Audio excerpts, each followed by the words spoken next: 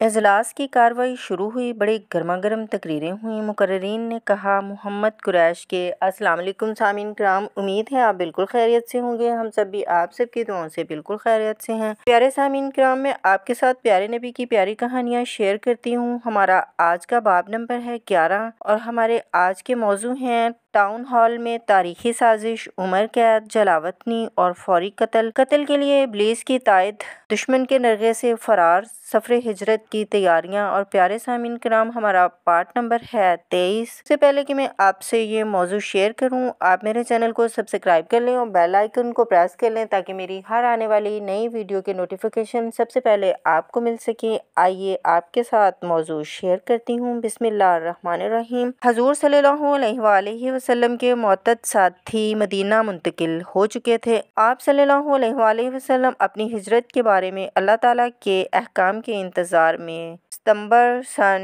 621 تک مکہ میں قیام پذیر تھے۔ آپ کے ساتھ آپ کے دوست حضرت ابوبکر رضی اللہ تعالیٰ عنہ اور چچیرے بھائی حضرت علی رضی اللہ تعالیٰ عنہ بھی موجود تھے۔ ٹاؤن ہال میں تاریخی سازش۔ اکابر قریش کی شدید مخالفت کے باوجود آپ کی مقبولیت بڑھتی ہی چلی گئی تو ان کے غم و غصے کی انتہا نہ رہی۔ تنگ آ کر انہوں نے قصہ بن کلاب کے گھر اعلیٰ سطح کا ایک ہنگامی اجلاس بلا لیا۔ قصہ کا گھر ٹاؤن ہال کے طور پر استعمال ہوتا تھا، یہاں اہم امور پر فیصلے ہوتے تھے۔ اس تاریخی اجلاس میں قریش کے تمام سرگرداں لوگوں کو مدعو کیا گیا۔ ابلیس بھی ایک عقل مند بوڑھے کا بھیس بدل کر اجلاس میں شرکت کے لیے چلا آیا۔ جب منتظمین نے اس سے پوچھا کہ تم کون ہو تو وہ بولا میں سامنے کے پہاڑوں پر رہتا ہوں، سنا تھا یہاں کوئی ضروری اجلاس ہو رہا ہے، سوچا میں بھی شامل ہوتا چلوں، شاید کوئی مفید مشورہ ہی دے سکوں۔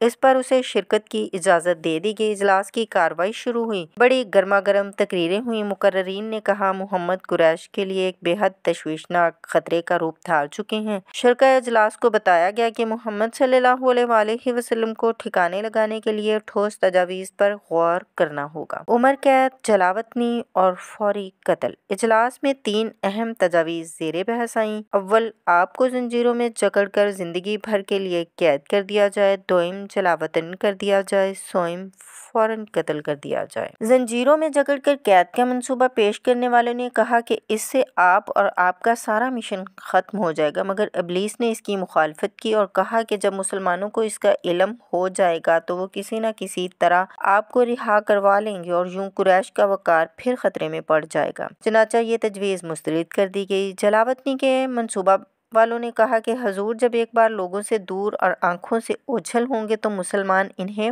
فراموش کر دیں گے اور قریش بھی سکھ چین کا سانس لے سکیں گے۔ ابلیس نے اس تجویز کی بھی مخالفت کی۔ اس نے کہا کہ حضور کی ساحرانہ شخصیت، مؤثر انداز خطاب اور روح اسلام کی داخلی قوت کی وجہ سے وہ جہاں بھی جائیں گے ان کے ارد گرد مداحوں کے ہجوم اکٹھا ہونا شروع ہو جائیں گے۔ بہت ممکن ہے کہ اپنی جلاوطنی کے دوران وہ اتنے پیروکار اکٹھے کر لیں کہ ایک دن حملہ آور ہو کر قریش کے اقتدار کو ہی تہس نہس کر دیں۔ جلاوطنی کا منصوبہ بھی مسترد ہوا۔ قتل کے لیے ابلیس کی تائید۔ جب عمر قید اور جلاوطنی کے منصوبے مسترد ہو چکے تو ابو جہل نے کہا کہ اس نے حضور کو ٹھکانے لگانے کا ایک قابل عمل منصوبہ بنایا ہے۔ اپنے خطرناک منصوبے کی تفاصیل بتاتے ہوئے اس نے کہا کہ ہر قبیلے کا ایک ایک جنگجو نوجوان چن لیں، ان منتخب نوجوانوں کو تیروں اور تلواروں سے مسلح کر دیا جائے، پھر یہ مسلح دستہ یکلخت حضور پر ٹوٹ پڑے اور ان کا فوری خاتمہ کر ڈالیں۔ اس طرح قتل کی ذمہ داری کسی ایک فرد یا قبیلے پر عائد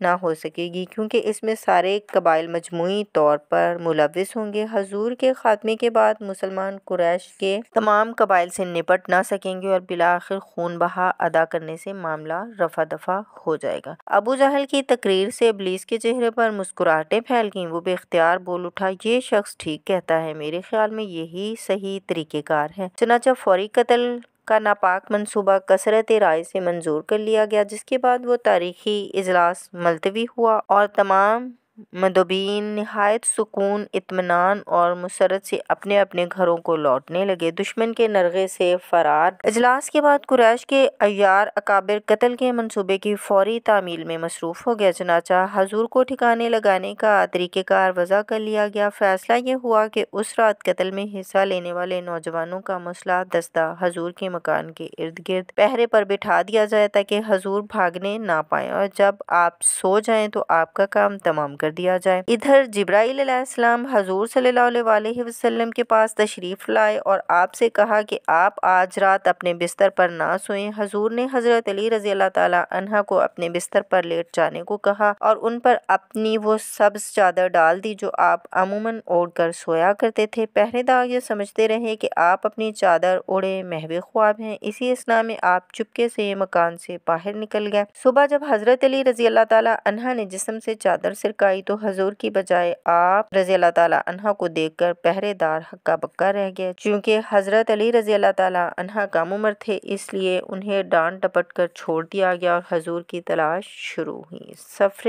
ہجرت کی تیاریاں۔ حضور صلی اللہ علیہ وسلم چپکے چپکے حضرت ابوبکر رضی اللہ تعالیٰ عنہ کے گھر جا پہنچے۔ اسی دوران آپ کو اللہ تعالیٰ کی طرف سے ہجرت کا حکم بھی موصول ہو چکا تھا۔ جب آپ نے ابوبکر رضی اللہ تعالیٰ عنہ کو اپنے ساتھ جانے کی اجازت دے دی تو خوشی کے آنسوؤں سے ان کی آنکھیں تر ہو گئیں۔ چنانچہ دونوں نے مل کر مکہ سے مدینہ تک ہجرت کے سارے سفر کا منصوبہ طے کر لیا۔ فیصلہ یہ ہوا کہ آپ پہلے مکہ سے باہر واقع غار ثور میں کچھ عرصہ قیام کریں اور پھر وہاں سے اونٹوں پر سوار ہو کر ساحلی راستوں سے ہوتے ہوئے مدینہ کی جانب چل نکلیں۔ حضرت ابوبکر رضی اللہ تعالیٰ عنہ نے 2 اونٹ پہلے ہی سے خرید کر کسی محفوظ جگہ رکھے ہوئے تھے۔ حضور نے حضرت علی رضی اللہ تعالیٰ عنہ کو حکم دے رکھا تھا کہ وہ لوگوں کی جمع شدہ امانتیں واپس کرنے کے بعد ہی مکہ سے روانہ ہوں۔ دونوں دوست چپکے چپکے مکہ سے باہر نکلے اور کوہ صور جا پہنچے۔ مکہ چھوڑنے سے پہلے حضرت ابوبکر رضی اللہ تعالیٰ عنہ یہ انتظامات مکمل کر چکے تھے۔ انہوں نے اپنے بیٹے عبداللہ کے ذمے یہ کام سونپ دیا تھا کہ وہ مکہ کے گلی بازار میں لوگوں کی باتیں سنے اور انہیں غار ثور میں آپ تک پہنچاتا رہے۔ 2 اپنے آزاد شدہ غلام عامر بن فہیرہ کو ہدایت تھی کہ وہ ابوبکر رضی اللہ تعالیٰ عنہ کے غلہ کو حسب معمول مکہ کے چرواہوں کے ساتھ چراتا رہے اور غار ثور میں قیام کے دوران دودھ اور گوشت مہیا کرتا رہے۔ 3 اپنی بیٹی اسما کو حکم تھا کہ وہ رات کی تاریکی میں غار میں کھانا لاتی رہے۔ ان انتظامات سے مقصود یہ تھا کہ آپ کو غار ثور میں کفار کی سرگرمیوں کی باقاعدہ اطلاع ملتی رہے اور کھانے پینے کی تکلیف بھی نہ ہو۔ پیارے سامعین کرام، ہمارے آج کے موضوع یہاں پر ختم ہوتے ہیں۔ ہماری اگلی ویڈیو کے موضوع ہیں غار ثور میں 3 دن، ابو جہل کے ٹولہ کا غیظ و غضب، انعام کے لالچیوں کا تعاقب، سراقہ کی بدقسمتی۔ اگر ہماری آج کی ویڈیو آپ کو پسند آئی ہو تو آپ دوستوں کے ساتھ بھی شیئر کیجیے گا اور کمنٹس پہ بھی اپنی رائے کا اظہار کیجیے گا۔ ملتے ہیں آنے والی ویڈیو میں، اجازت دیں۔ نیک تمنائیں آپ سب کے لیے، دعاؤں میں یاد رکھیے گا۔ اللہ حافظ۔